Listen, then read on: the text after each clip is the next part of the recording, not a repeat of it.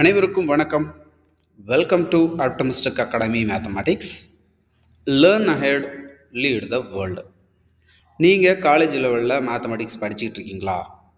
Pure மேத்ஸாக இருக்கலாம், allied மேத்தமெட்டிக்ஸாக இருக்கலாம், applied மேத்தமெட்டிக்ஸாக இருக்கலாம், அல்லது இன்ஜினியரிங் மேத்தமெட்டிக்ஸாக கூட இருக்கலாம். அப்படின்னா இந்த வீடியோ உங்களுக்கானது தான். ஆர்டினரி டிஃபரன்ஷியல் ஈக்குவேஷன் ஒன்று சால்வ் பண்ண போகிறோம். அதுலேயும் method of variation of parameter அப்படிங்கிற ஸ்ட்ராட்டஜியை பயன்படுத்தி தான் ஒரு ஈக்குவேஷனை சால்வ் பண்ண போகிறோம். ப்ராப்ளம் என்னென்னு பார்த்துருவோமா? Solve D square Y by D X square plus A square Y equal to secant A X by method of variation of parameter. இதே டிஃபரன்ஷியல் ஈக்குவேஷனை நாம் வேறு சில நொட்டேஷன்ஸை பயன்படுத்தியும் எழுத முடியும். அது என்ன அப்படிங்கிறத பார்த்துருவோம். y double dash plus a square y equal to secant ax, capital D square plus a square into y which is equal to secant ax. இந்த மூணு மெத்தடில் எப்படி ஈக்குவேஷன் கொடுத்தாலும் எல்லாமே ஒரே ஈக்குவேஷனை தான் ரெப்ரசன்ட் பண்ணுது. ஓகே, சரி, இதுக்கான சொல்யூஷன் என்ன அப்படின்னு பார்த்துருவோம்.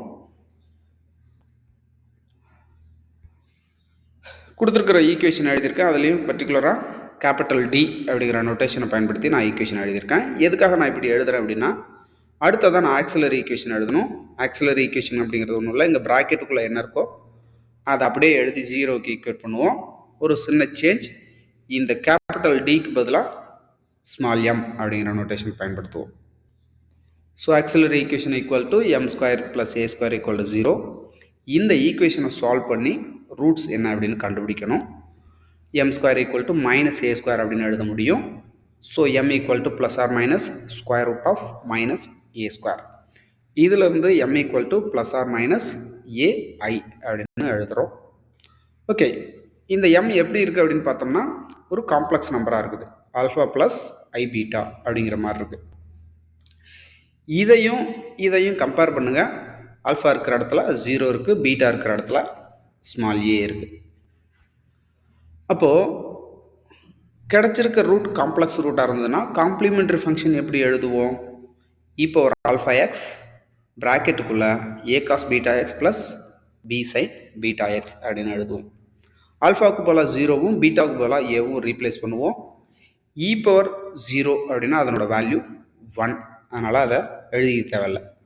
இப்போ பீட்டாவுக்கு போல ஏவை ரீப்ளேஸ் பண்ணி ப்ராக்கெட்டுக்குள்ளே என்ன இருக்கோ அதை மட்டும் எழுதிக்கிட்டால் போதும். அதுதான் காம்ப்ளிமெண்டரி ஃபங்க்ஷன். சரி, அடுத்தது என்ன கண்டுபிடிக்கணும் அப்படின்னு பார்த்தோம்னா, இந்த காம்ப்ளிமெண்டரி ஃபங்க்ஷனில் ஃபர்ஸ்ட்டில் இருக்கக்கூடிய இந்த காஸ் ஏஎக்ஸ் இருக்கு இல்லையா, அதை y1 அப்படின்னு எடுத்துக்குவோம். இந்த சைன் ஏஎக்ஸை y2 அப்படின்னு எடுத்துக்குவோம். இப்போ இந்த y1 y2க்கு ரான்ஸ்கியன் என்ன அப்படின்னு எழுதுவோம். ரான்ஸ்கியனுக்கான ஃபார்முலா என்ன அப்படின்னா, determinant of y1 y2 y1 dash y2 dash. First row அப்படிங்கிறது அந்த ரெண்டு ஃபங்க்ஷனும், செகண்ட் ரோ அப்படிங்கிறது அந்த ஃபங்க்ஷனுடைய டெரிவேட்டிவ்ஸ். இப்போது இந்த y1 y2 சப்ஸ்டியூட் பண்ணுவோம். ஃபர்ஸ்ட் ரோவில் காஸ் ஏஎக்ஸ் சைன் ஏஎக்ஸ் எழுதியிருக்கோம். செகண்ட் ரோவில் அதனுடைய டெரிவேட்டிவ்ஸ் எழுதணும். காஸ் ஏஎக்ஸ் டிஃப்ரென்ஷியேட் பண்ணிங்கன்னா மைனஸ் சைன் ஏஎக்ஸ் அப்படின்னு எழுதுவீங்க. அகைன் அந்த ஏஎக்ஸை டிஃப்ரென்ஷியேட் பண்ணிங்கன்னா ஏ அப்படின்னு கிடைக்கும். அதை தான் இங்கே ஃப்ரண்ட்டில் எழுதியிருக்கோம். இதே ஸ்ட்ராட்டஜி பயன்படுத்தி சைன் ஏஎக்ஸை டிஃப்ரென்ஷியேட் பண்ணிங்கன்னா ஏ காஸ் ஏஎக்ஸ் அப்படின்னு எழுதுவோம். இந்த டிட்டர்மினன்ட் வேல்யூ கண்டுபிடிக்கணும்னா என்ன பண்ணணும்? இதை ரெண்டையும் மல்டிபிள் பண்ணுங்கள், மைனஸ் இதை ரெண்டையும் மல்டிபிள் பண்ணி எழுதணும். அப்படி எழுதுனா என்ன கிடைச்சிருக்கு அப்படின்னு பாருங்கள். ஏ cos square a x plus A sign square a x அப்படின்னு இருக்குது. ரெண்டு டேர்ம்லையுமே இருக்கக்கூடிய ஏவை காமனாக வெளியில் எடுத்துருங்க. ப்ராக்கெட்டுக்குள்ளே என்ன இருக்குது பாருங்கள், cos square a x plus sine square a x அப்படின்னு இருக்குது. அதனோட வேல்யூ 1, அதனால் ரான்ஸ்கியன் ஈக்குவல் டு ஏ அப்படின்னு கிடச்சிருச்சு. அடுத்ததான் நம்ம என்ன கண்டுபிடிக்கணும்? பர்டிகுலர் இன்டெக்ரல் என்ன அப்படின்னு கண்டுபிடிக்கணும். அதை நம்ம எப்படி எழுதியிருக்கோம் பாருங்கள். u of x into y1 plus v of x into y2. இங்கே y1 y2னா என்ன அப்படின்னு நமக்கு தெரியும். u of x v of x அப்படிங்கிறத எப்படி கண்டுபிடிக்கிறது அப்படிங்கிறதுக்கான ஃபார்முலா தான் நீங்கள் பார்க்குறீங்க. u of x equal to minus integral y2 r of x divided by Wronskian dx அப்படின்னு எழுதியிருக்கோம். அதே மாதிரி v of x கான formula integral y1 r of x divide by Wronskian d x அப்படின்னு எழுதுகிறோம். இங்கே இந்த y1 y2 ரான்ஸ்கேன் அதெல்லாம் நமக்கு தெரியும். ஆர் ஆஃப் எக்ஸ் அப்படிங்கிறது என்ன அப்படின்னா கொடுத்துருந்த டிஃபரன்ஷியல் ஈக்குவேஷனில் ரைட் ஹேண்ட் சைடு ஃபங்க்ஷனை தான் நம்ம ஆர் ஆஃப் எக்ஸ் அப்படின்னு எழுதியிருக்கோம். சரி, யூ ஆஃப் எக்ஸ் என்ன அப்படின்னு கண்டுபிடிக்க இந்த y2 ஆர் ஆஃப் எக்ஸ் ரான்ஸ்கேன் இந்த வேல்யூஸ் எல்லாம் சப்ஸ்டியூட் பண்ணியிருக்கிறோம். இங்கே டினாமினேட்டரில் இருக்கக்கூடிய இந்த ஏவை வெளியில் எடுத்துருவோம். அதே நேரத்தில் சீக்கன் ஏஎக்ஸை 1/cos ax அப்படின்னு எழுத முடியும். அப்படி எழுதுனா என்ன கிடைக்கும் அப்படிங்கிறத நீங்கள் பார்க்குறீங்க. இந்த sin ax by cos ax அப்படின்னு இன்டெகிரலுக்குள்ள இருக்கு இல்லையா, அதை tan ax அப்படின்னு எழுதிக்கிட்டோம். இன்டெகிரல் tan xக்கான formula log secant x plus c அப்படின்னு எழுதுவோம். அதுவே இன்டெகிரல் tan ax dx அப்படின்னு இருந்ததுன்னா அப்போ 1/a log secant ax plus c அப்படின்னு எழுதுவோம். இப்போ இந்த ஃபார்முலாவை இந்த இடத்துல நாம அப்ளை பண்ணணும். ஏற்கனவே இங்கே ஒரு -1/a இருக்குது. இந்த ஃபார்முலாவில் வேறு ஒரு 1/a வருது. ஸோ இந்த ஃபார்முலா அப்ளை பண்ணும்போது என்ன கிடைச்சிருக்கு பாருங்கள், -1/a² log secant ax அப்படின்னு கிடைச்சிருக்கு.